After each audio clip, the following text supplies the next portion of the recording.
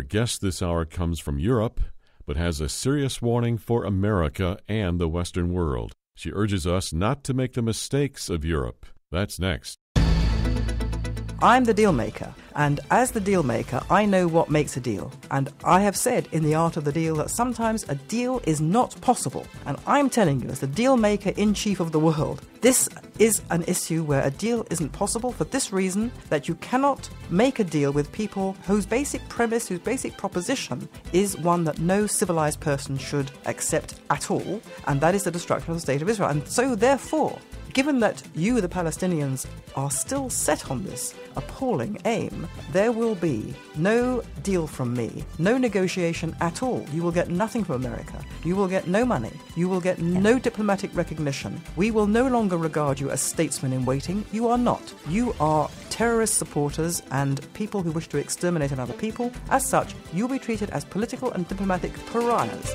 This is Understanding the Times Radio with Jan Markell. This hour, Jan and co-host Eric Barger meet with British journalist, author, and public commentator Melanie Phillips. Melanie is here to discuss the political situation in the United Kingdom, Europe, and the United States. Melanie Phillips started on the left of the political spectrum, writing for The Guardian and New Statesman. During the 1990s, she came to identify with more right-wing ideas and currently writes for The Times, The Jerusalem Post, and The Jewish Chronicle. She covers political and social issues from a social conservative perspective. Phillips defines herself as a liberal who's been mugged by reality.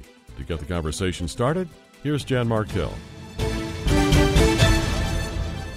Welcome to the program. You know we look at news, views, truths from a decidedly biblical perspective. I have an interesting hour for you this week. I want to talk a little bit about my guest by way of introduction. Her name is Melanie Phillips, and she's one of the few British media voices sounding the alarm as the nation steadily gives way to the dictates of Islamic law. And she has an important message to Americans. So we're going to talk about that. In 2016, London became the first major Western capital to elect a Muslim mayor. I personally think that that is very significant. And she's written a number of books, including Londonistan, How Britain is Creating a Terror State Within, and another book titled The World Turned Upside Down. We'll talk about how you might obtain those, likely on Amazon here as we move along in the hour. And Melanie's books and her weekly columns continue to warn of the imminent demise of Western civilization in its judeo-christian form unless something is done. She also writes for the Times of London, the Jerusalem Post, the Jewish Chronicle. She's a regular contributor to UK radio, TV discussion. Her views, by the way, are considered controversial. Eric, I know you have been preparing for this hour. He's in studio with me. Your thoughts?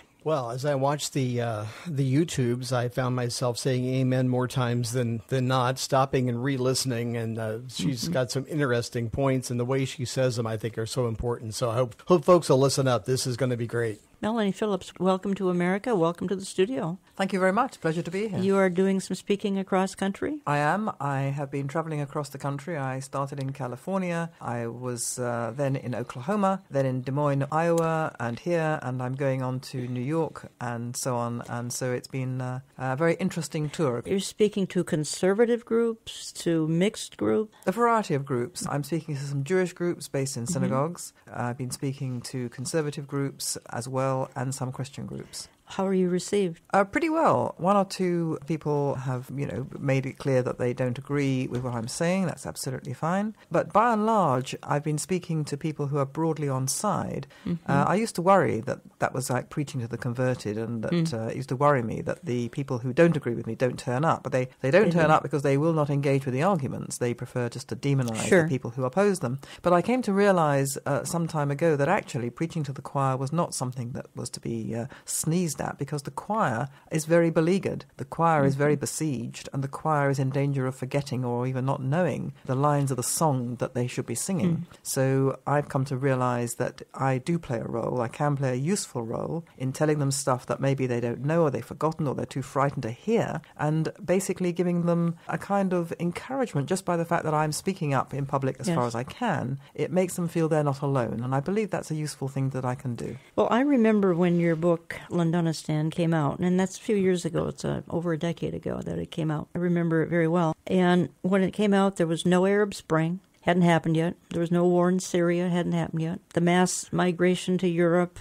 that's of the last 3-4 years, hadn't happened yet. But you obviously had a significant Muslim population in London, because you were talking about back then when you wrote this book, an Islamic State, before there was an Islamic State. Well, what was worrying me at the time, and this was in the wake of 9/11, obviously, when I think virtually all of us kind of woke up to the fact there was such a threat. What then became apparent to me over the following few years was that the British political and intellectual establishment was not only not dealing with this threat, but wasn't prepared even to identify it as the threat that it was, based in what I consider to be a form of religious fanaticism, a particular interpretation of Islam, which had taken hold in the Islamic world and was backed by the most powerful forces in the Islamic world, and which was setting out to Islamize the non-Islamic world and to Islamize also, or to re-Islamize, the Islamic world that wasn't considered Islamic enough. And what concerned me was the way in which Britain was making itself a haven for the most extreme voices in this Way world. back then. Way back then. Yeah,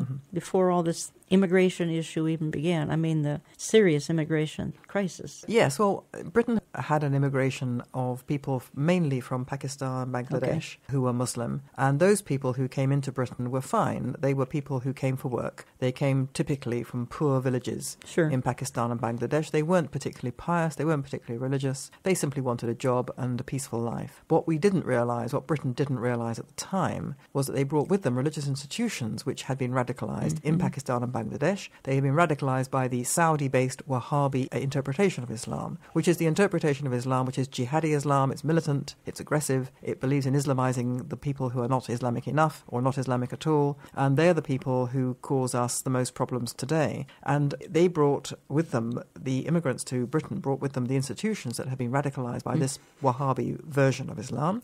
And as a result, the children who were born in Britain became more radical than their parents, because the children went to the mosques and the madrasas, which were staffed by people who were radicalized in this way, education institutions. And even though the vast majority of these children were educated in British mainstream schools, nevertheless, the influence was a radical one from the religious point of view. Wahhabism, as we know, they were the 9/11 pilots. They were the people who engineered the attack, and that's something that can't be stressed or forgotten, I believe, enough. We need to remember that. Did you find in the beginning, when you were speaking out about this, you must have felt like you were all alone in some cases? You were the only one that was warning anyone there, and we felt the same way here as we began to warn about Islam. People looked at us funny, like, it can't really be that bad. It can't all be like this. Is that what happened to you? And did the media kind of drive this at the same time to make you look like that this was, you were more fanatic than maybe you even felt you were? Very much so. I was considered to be absolutely on the extreme edge of discourse, that I was being alarmist for no good reason, that I was demonizing an entire population. And this was despite the fact that I actually have always, in everything I've ever written and said about this Islamic problem, I've always emphasized that we cannot generalize, that there are many millions of Muslims who do not subscribe to this particularly extreme interpretation of Islam. Many of them came to Britain because they were fleeing from it. They wanted to live under Western human rights. They wanted to live in peace and security and raise their children, have good jobs, and just have a nice life. And the majority of people even today who are the victims of this terrible Islamic extremism are in fact Muslims. But at the same time, what we've been through, and what we're still living through, is a situation in which our political leaders in Britain and America and in mainland Europe and elsewhere, just deny that this thing has anything to do with Islam. I mean, in my view, this is an interpretation of Islam. It's a particular interpretation. It's not subscribed to by everybody, but it is rooted in the theology. It has theological sources.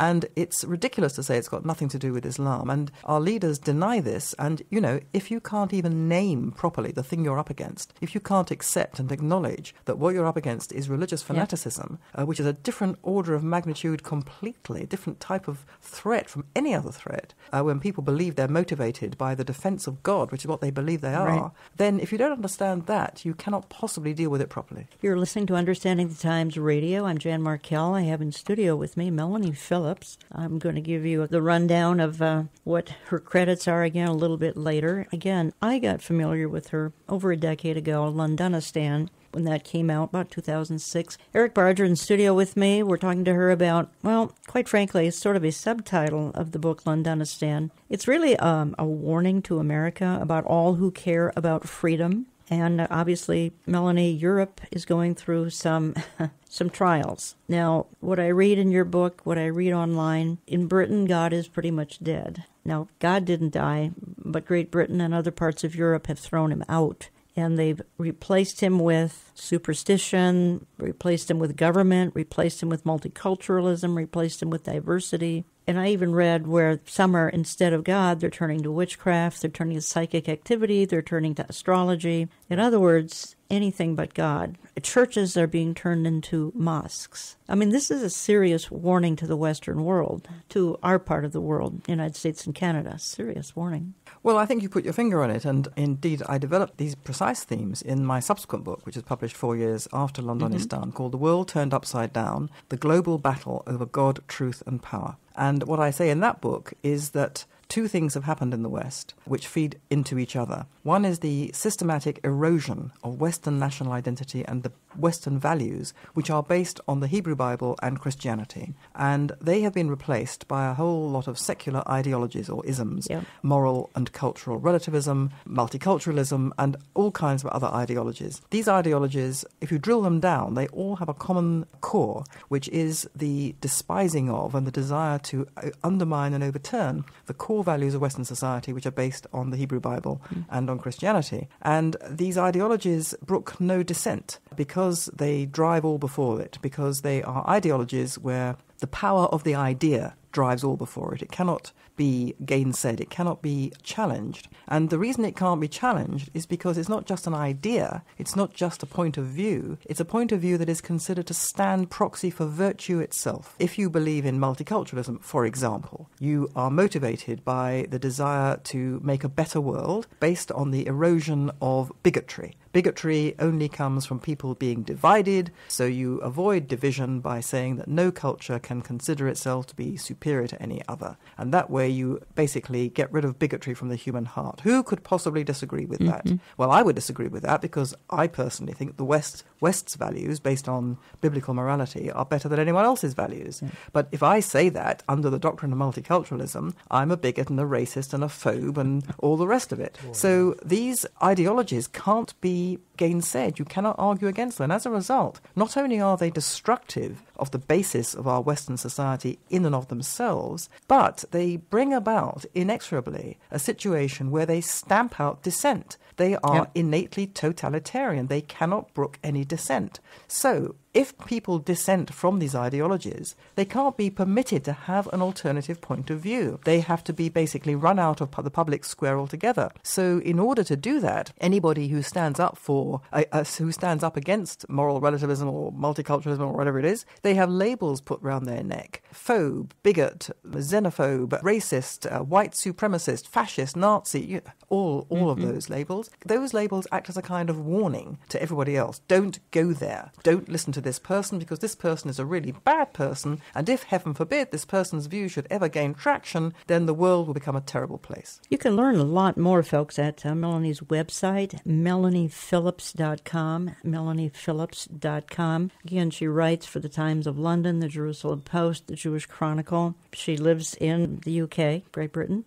And Melanie, the thing I'm observing from a distance, obviously, is Europe kind of committing suicide. And I do want to ask you about Emmanuel Macron a little bit later. But I want to play a short soundbite and get your take on it, because the soundbite talks about, and we're still dealing with this Islam situation, with the demographics involved with Islam. We don't have to do much of anything, and within 30 years, Europe could be completely Islamicized. I want to play this quick soundbite and then get your response, please. According to research, in order for a culture to maintain itself for more than 25 years, there must be a fertility rate of 2.11 children per family. With anything less, the culture will decline. Historically, no culture has ever reversed a 1.9 fertility rate. A rate of 1.3, impossible to reverse, because it would take 80 to 100 years to correct itself, and there is no economic model that can sustain a culture during that time. In other words, if two sets of parents each have one child, there are half as many children as parents. If those children have one child, then there are 1/4 as many grandchildren as grandparents. If only 1 million babies are born in 2006, it's hard to have 2 million adults enter the workforce in 2026. As the population shrinks, so does the culture. As of 2007, the fertility rate in France was 1.8, England 1.6, Greece 1.3, Germany 1.3, Italy 1.2, Spain 1.1.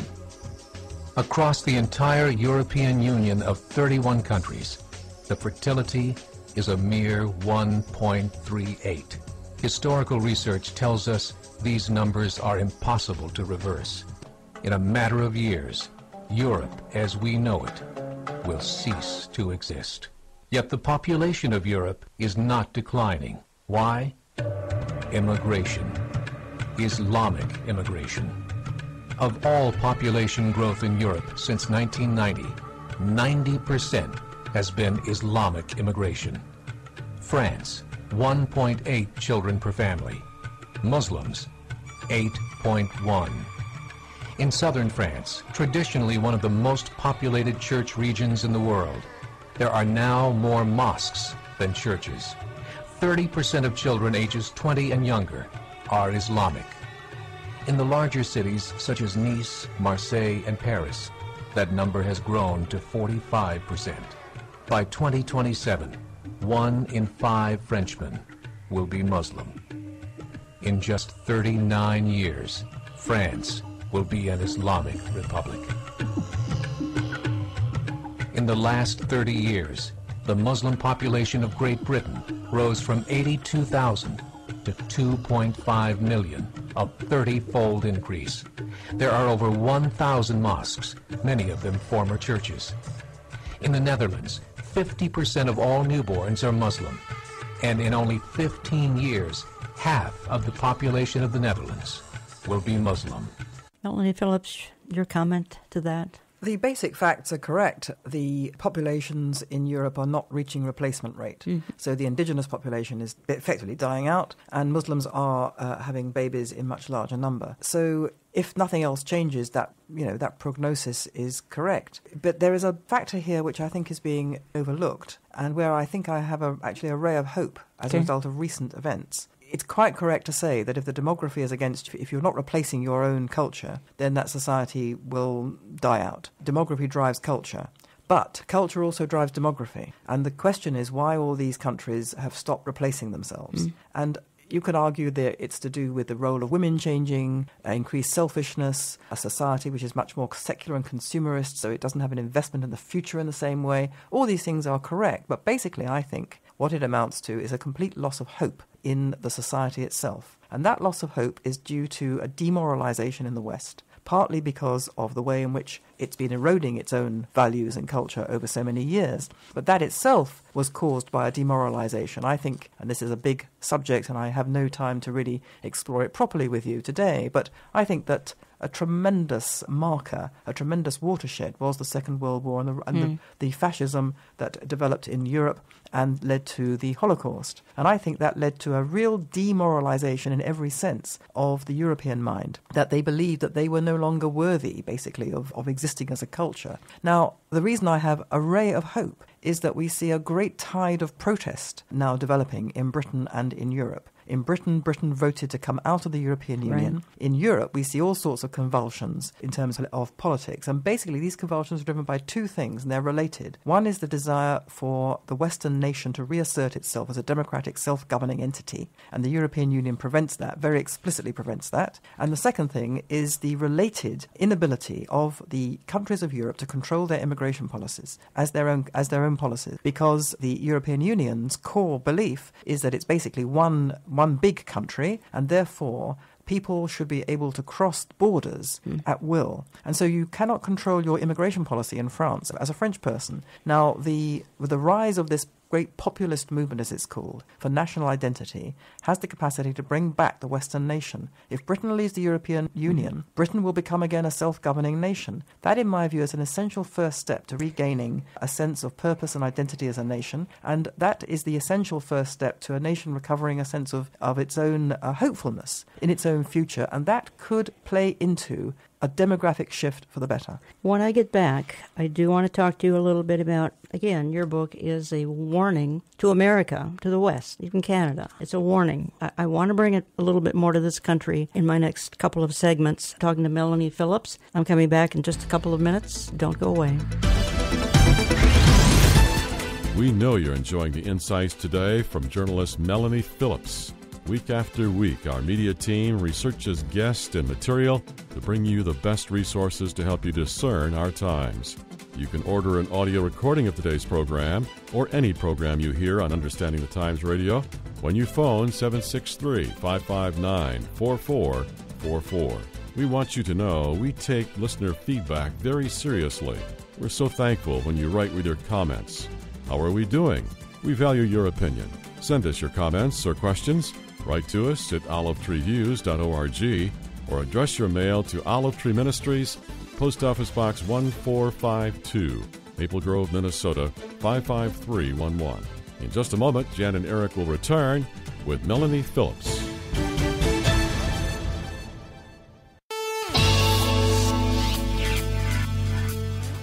We are finalizing our 21st Understanding the Times conference for October 7 at Grace Church in Eden Prairie, Minnesota, just outside of Minneapolis. Please consider joining us from 9 a.m. to 5 p.m. There is no cost or registration needed, but you need to make hotel reservations early. Meet believers from across America who take our time seriously, but have a hope and expectancy many do not have. Our speakers include Amir Sarfati. Thessalonians chapter 4, he says, the dead in Christ will rise first, and then we that are alive will be caught up in the air. In other words, he was completely sure it's going to happen in his lifetime. And that's the way we should live, as if it is going to happen at any given minute. Dr. Mark Hitchcock. To me, that's a great picture of Bible prophecy for us. Knowing what's coming gives you peace of mind. And the Bible tells us that prophecy has a calming influence on our lives. Pastor J.D. Farag. That's not to be dismissive of the seriousness of what's happening in the world today, but thankfully we have prophecy in the Bible that tells us not only what's going to happen at the time of the end, but why it's going to happen and where it's going to lead. And by the way, spoiler alert, we win. Michelle Bachman. These people don't give up. That's what we don't understand. That is everything for them, is their strategy to get to one world government. And they will do anything, including lawless actions, to get there. Visit our website for details, olivetreeviews.org. That's olivetreeviews.org. Or call us at 763-559-4444. That's 763-559-4444. Helping you stay informed on issues that could change your life.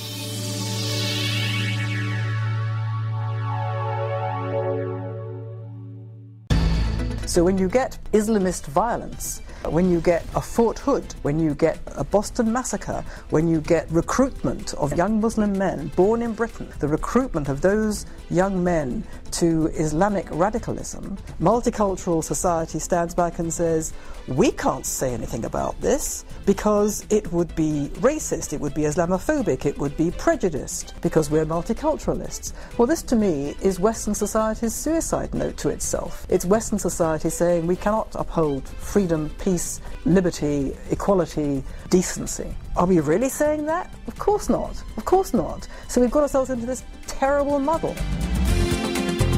The shaping of the political environment in the United Kingdom, Europe, and the United States. That's today's topic on Understanding the Times with journalist Melanie Phillips. Once again, Jan Markell. On ISIS, nobody, if I decide to run and win, nobody would be tougher than Donald Trump. Nobody. I would hit them so hard and so fast that they wouldn't know what happened. I would find a general Remember the old days of General MacArthur and General Patton and these great generals.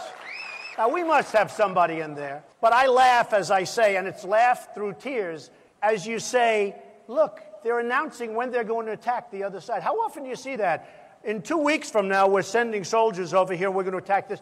General MacArthur is spinning in his grave when he sees what we do. So you got to hit him hard, you got to hit him firm, and you can't play games. You got to go hard and fast and firm. And welcome back. You're listening to Understanding the Times Radio, and I'm happy to have you in studio Melanie Phillips, author of the book, which I was familiar with a decade ago, Londonistan, also author of the book, The World Turned Upside Down. And Melanie actually was an ardent leftist, and then she said she was mugged by reality and has become a conservative, and she's on a kind of a cross-country speaking tour, and I'm blessed and privileged to have her in the Twin Cities area. And Melanie, by the way, and as Eric knows, Minnesota is Minnesotistan. This is Little Mogadishu. We have issues here. I have a national audience, but I often refer to the fact that my home base being the Twin Cities. We've got Islamic issues here. It's kind of jihad central.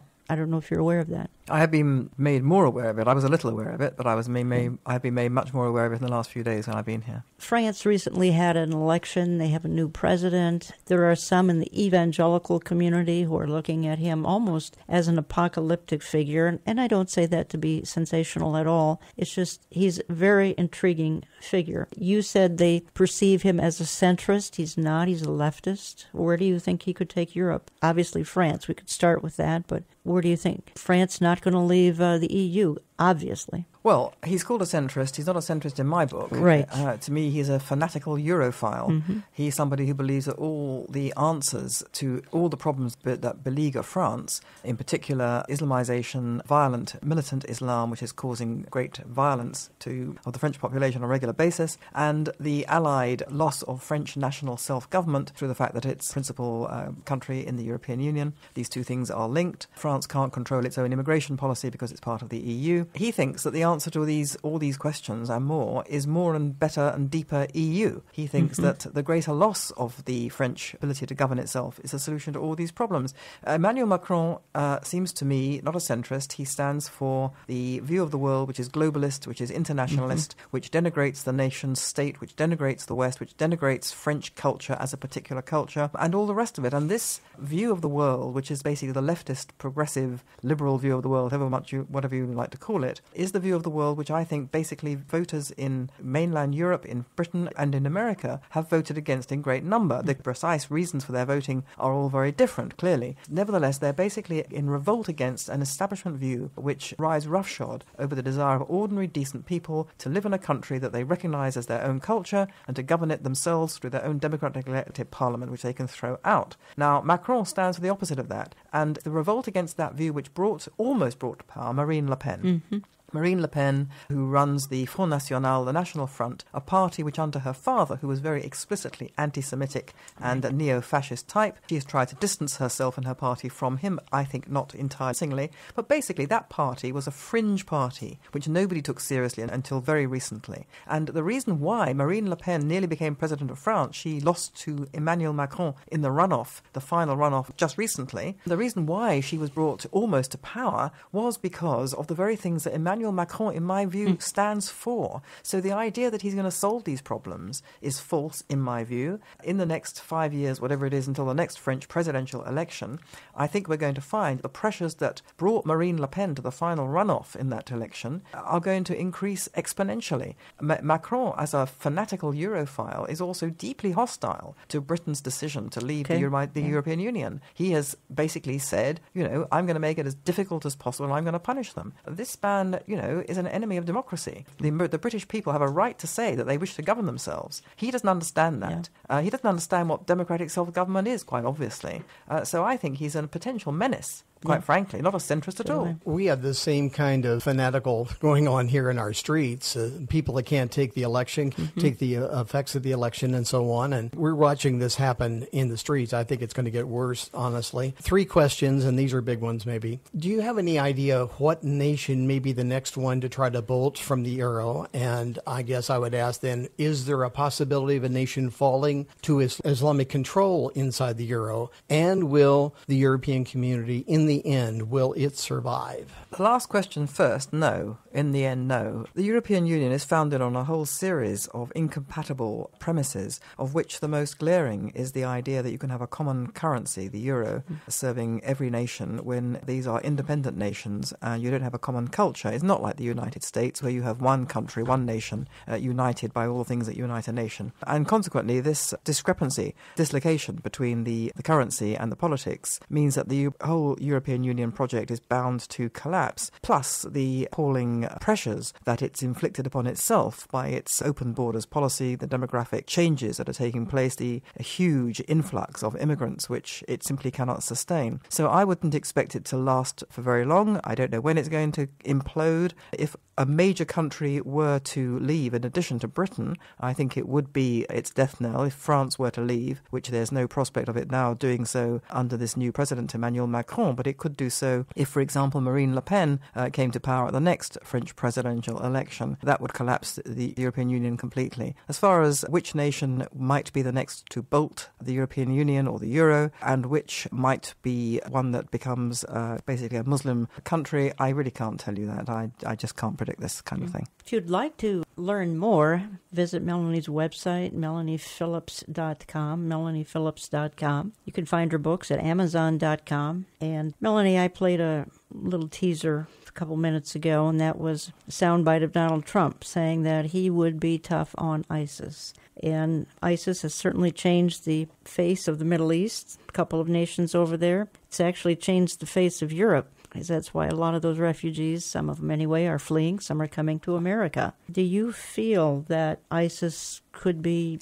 defeated? I think ISIS can certainly be defeated. I mean, I'm not a military strategist, but I read military strategists who say that ISIS is not a particular problem in terms of military capability at all. It's not particularly strong. It's in fact very weak, and with the right kind of policy and military strategy and determination, it can easily be defeated. And I don't think ISIS is the main problem at all. I think it's obviously a very, very serious terrorist threat to the entire world. But the problem of Islamist terror and Islamization well predated ISIS, and after ISIS is defeated, which I fully expect it to be, there will be others who will rise to take its place. The problem is the particular way of thinking in the Islamic world, which is giving rise to this twin-headed hydra of, on the one hand, terrorism, and on the other, cultural encroachment and takeover, which is basically the Islamic jihad. And that requires a great deal of statesmanship and courage and far-sightedness, determination to address. But we at least, America at least, has a president willing to say that the root cause is radical Islam. We didn't have that for 8 years. You have a president who has certainly said that, and I'm sure he believes that, and I'm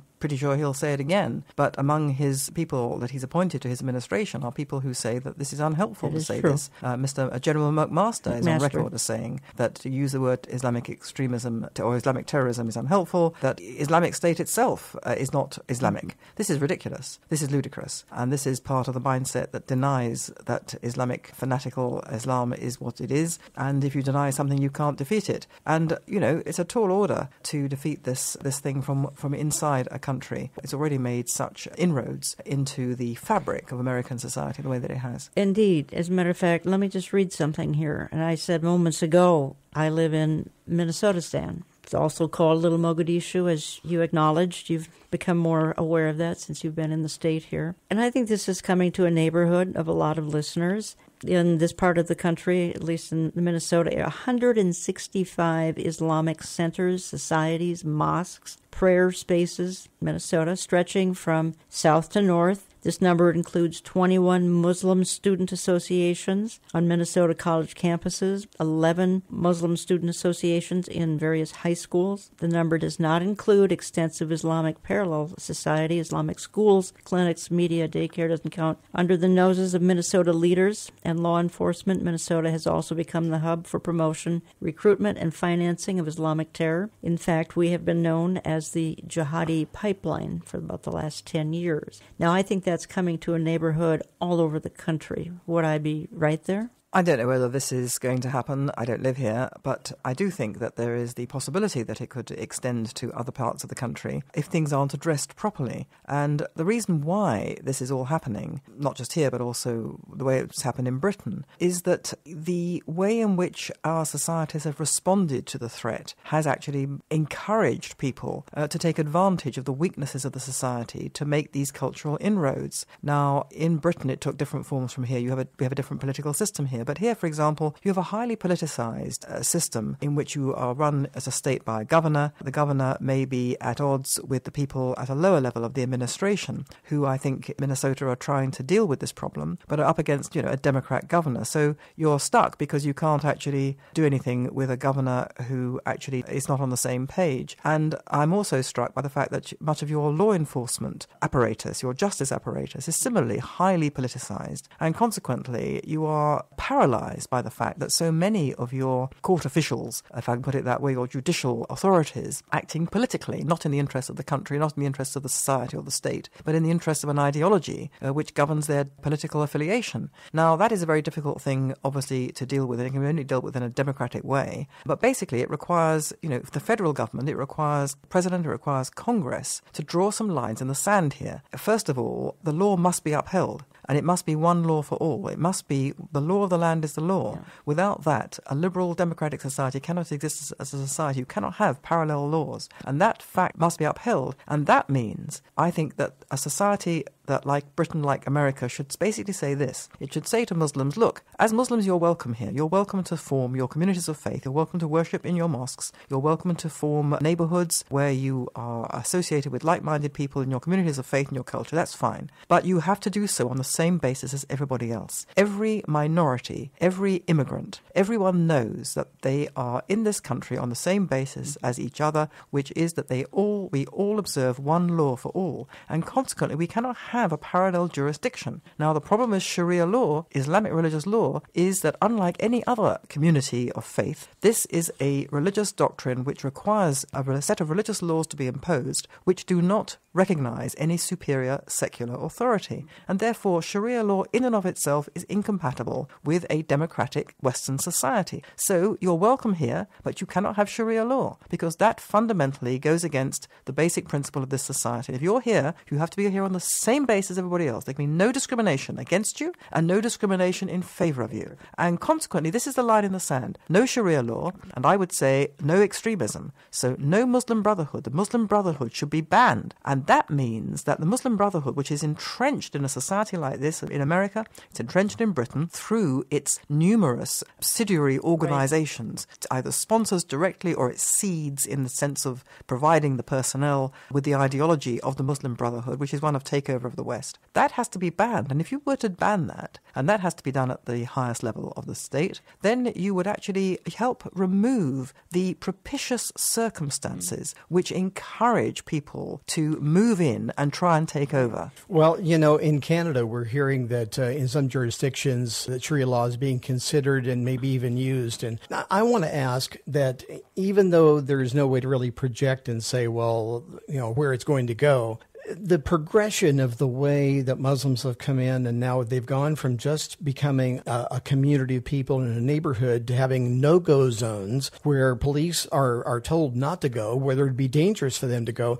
I think we see the same progression happening here that has happened in Great Britain by what I've read. And if you confirm that, that'd be great. Well, it's not true that we have no-go zones like that in Britain. But, there is no place in Britain, as far as I know, where the police will not go. But the development of these threatening neighborhoods and the development of a kind of separate culture within a culture is the fault of the host community, which has allowed this to happen, because it's too frightened to draw lines in the sand, because it tells itself, because we're the West and we believe that, people of faith should be tolerated and they should be able to have the freedom to practice their faith, and that's absolutely correct. Muslims should be able to practice their faith insofar as the faith is a private matter. But the problem is that the radical interpretation of Islam means that it's not a private matter, it becomes a public matter. It means that it is interpreted in a way which basically collides headfirst with the basic premises of a democratic society. And that's where a democratic society is entitled to say, as I said before, you're welcome here to practice your faith, but on the same basis as every other minority. You cannot have special treatment. And it's the inability of us to say that and to tolerate what should not be tolerated that has encouraged people to move in, literally and metaphorically,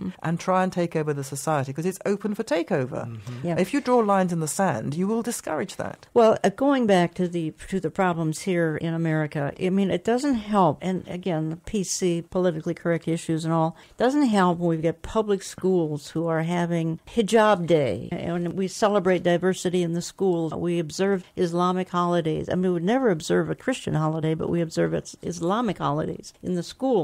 And I saw a headline here, New York public schools promote course justifying suicide bombings. You've got the progressive left running our school system and brainwashing our kids, which is one of the reasons we have the problem that we have, is because of our educational system. I mean, I'm reading it every day about what the public school system is demanding that their students do on a regular basis. I'm out of time in this segment. We'll pick it up here when we come back in just a couple of minutes.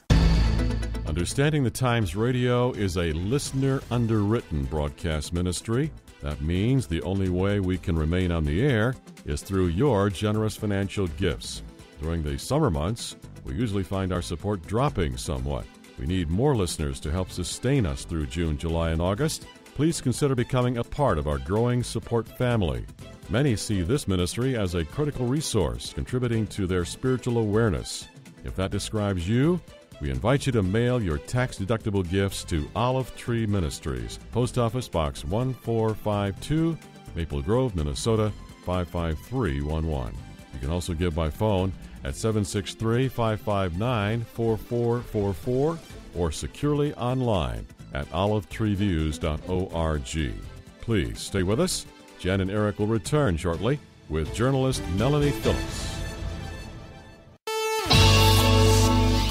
I have often called Understanding the Times radio for the remnant. Around the world, people have had enough of fake news, slanted news, and evidence that good people are marginalized and unappreciated. That is why this program focuses on the truth and the ultimate good news. If you would like to keep it coming to your neighborhood, please consider a tax-deductible gift to Olive Tree Ministries. Give online at olivetreeviews.org, olivetreeviews.org. You can call us business hours, Central Time, 763-559-4444, 763-559-4444, or just drop us a note. If you can't financially support, let us know. We make a difference in your life. Write to Olive Tree Ministries, Box 1452, Maple Grove, Minnesota 55311, Box 1452, Maple Grove, Minnesota 55311. Help us look at today, but with another eye on tomorrow and the ultimate hope that awaits us.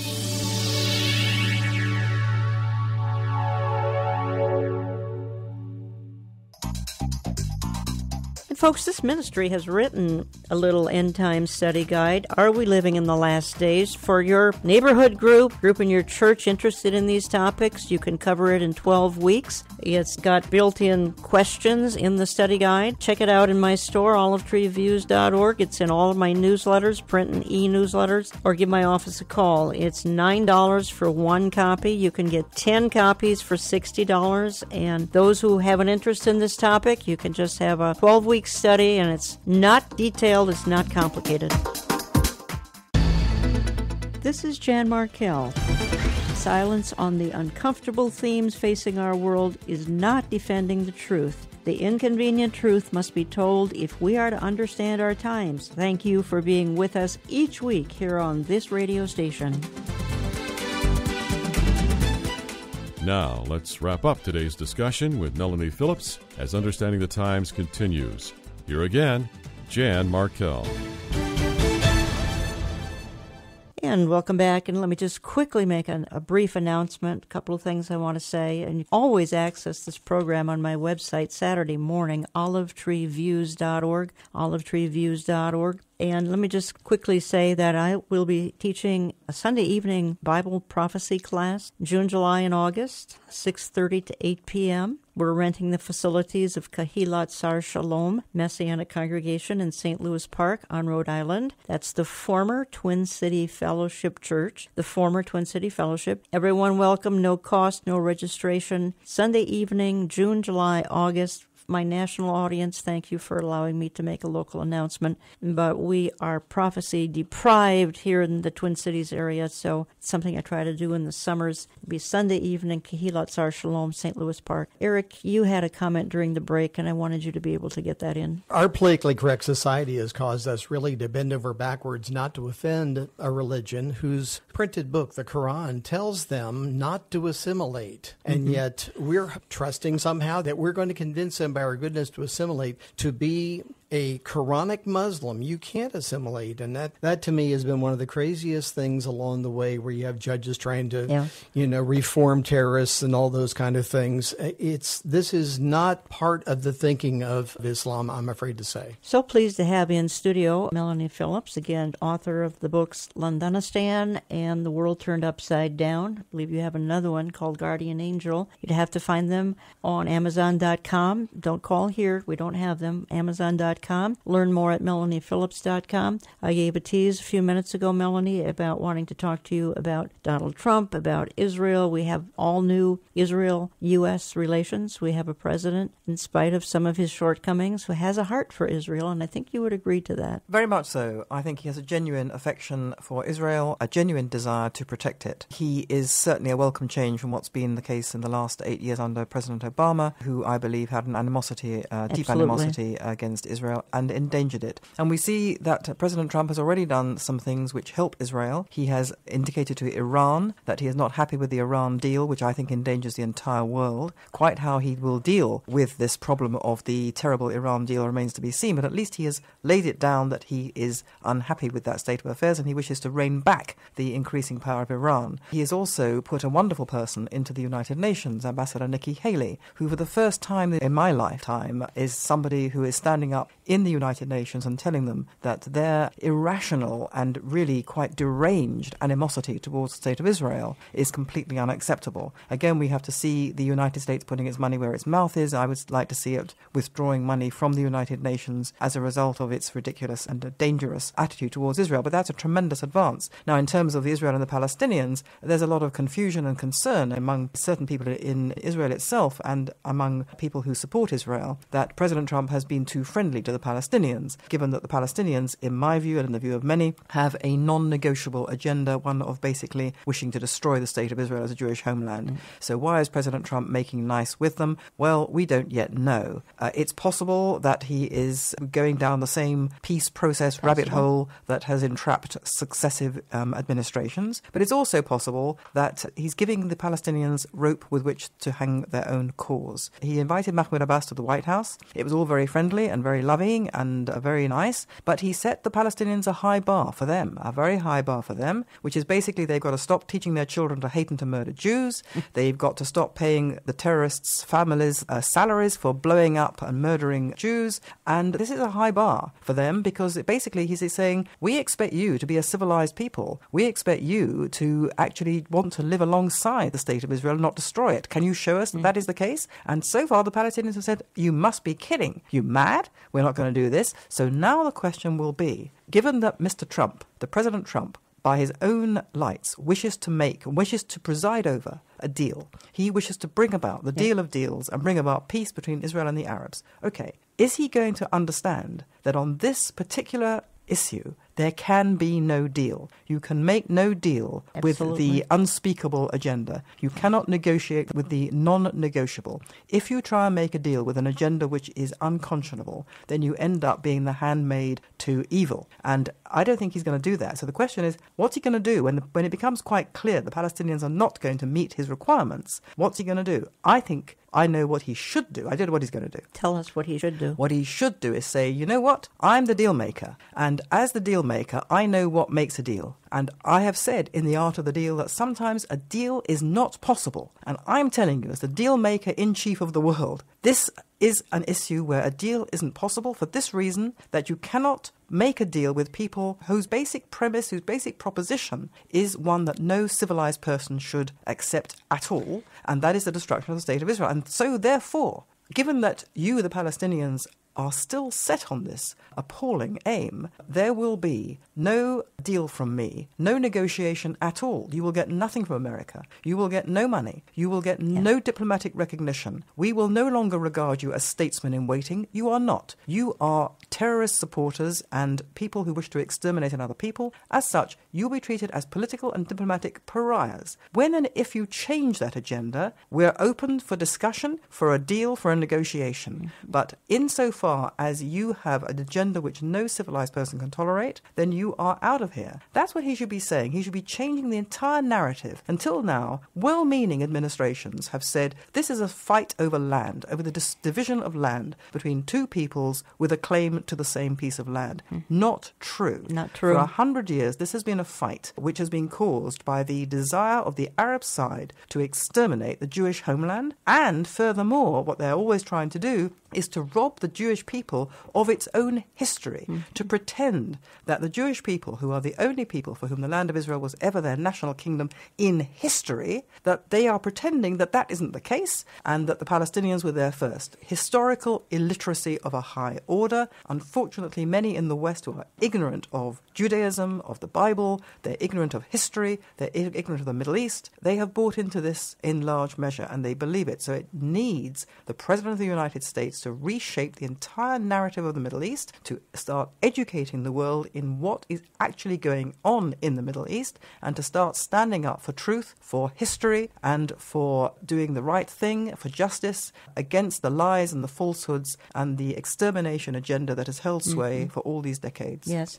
If you could have a private meeting with President Donald Trump, I suspect you would say some of the things you've just said. I would certainly say it to him, and I would relish the chance, if I ever had the opportunity, to sit down and say, Mr. President, I believe your instincts in this are entirely good, but people around you, even Jewish counselors that you have, the Jewish advisors you have, they may not have told you this in the terms that you need to hear it, and I will. And you have stated that you were mugged by reality, you were a liberal, you became much more conservative. You address Jewish groups all the time. And how do they receive some of what you're saying, which may not be in keeping with the traditional Jewish, more liberal opinion? Well, there's tremendous pushback against the views that I have in the Jewish world, particularly in America, where 75% of the identifying Jewish community votes Democrat.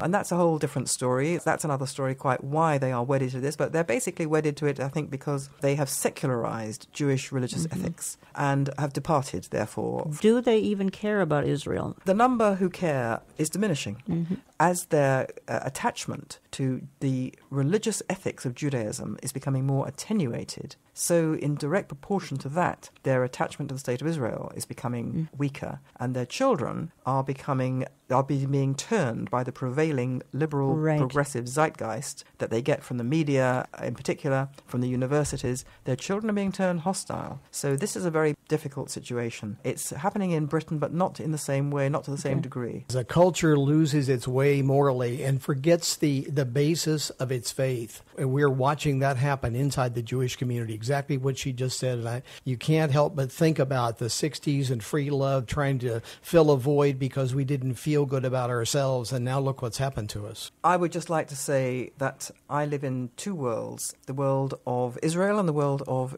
Britain. I have places in both, and I go back and forward. I live a rather complicated life. Yeah. And I think what we all have to appreciate and acknowledge, and you in America appreciate this much more than we do in Britain, but America and Israel are all basically on the same side and fighting the same fight. Israel is often put in a different box from the West. It's perceived as fighting a different kind of fight because it's a fight over land. It's not the same. It's not a different fight at all. It's the same fight. Israel is absolutely central to the recovery of the West, the recovery of the West's belief in itself and of Western values. Because at the heart of the decline of Western values is the assault on the precepts of the Hebrew Bible. Yep. You know, a secular society that departs from those precepts turns on itself. And the way in which we see so many in the progressive circles in the West demonizing and delegitimizing Israel to try and destroy it, there's also a tremendous outburst of anti-Semitism going on in Britain and in Europe. These things are all connected. And until and unless the West actually realizes that Israel is not simply crucial in a military and intelligence way for the defense of the West, being forward arm, as it were, the forward salient of the West in the Middle East, and absolutely crucial militarily to the West from that point of view. But Israel also represents and embodies in itself the core values that the West needs for itself to survive. And so we're all in this together. MelaniePhillips.com. Get a lot more information there. The two books I would recommend, Londonistan, The World Turned Upside Down. Find them at Amazon.com. Not here, Amazon.com. Londonistan, The World Turned Upside Down. Those are two distinct books. And let me just thank you for stopping by the studio. I know you've got a travel schedule, and I'm honored to have you here. Appreciate so much what you do, what you stand for, and what you write particularly. It's entirely my pleasure. Thank you so much for having me. You know, the Bible calls the last days perilous times. The passage in 2 Timothy 3 says that these days would grow more and more godless. We see secular humanism, atheism rising around the world. Freedom is being replaced with socialism and totalitarianism. While we have time, please share the good news of the gospel of Jesus Christ, while we are still able to do so. I want to thank you for listening. We'll talk to you next week. On high.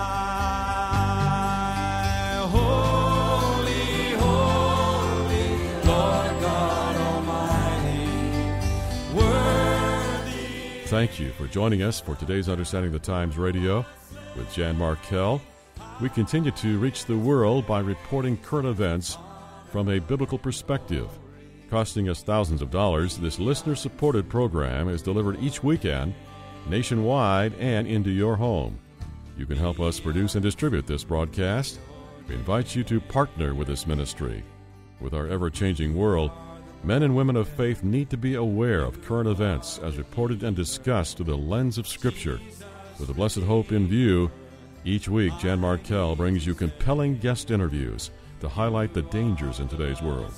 To become our broadcast partner, please write with your tax-deductible gifts to Olive Tree Ministries, Post Office Box 1452, Maple Grove, Minnesota 55311. You can also help underwrite this program safely and securely at olivetreeviews.org, or when you phone 763-559-4444.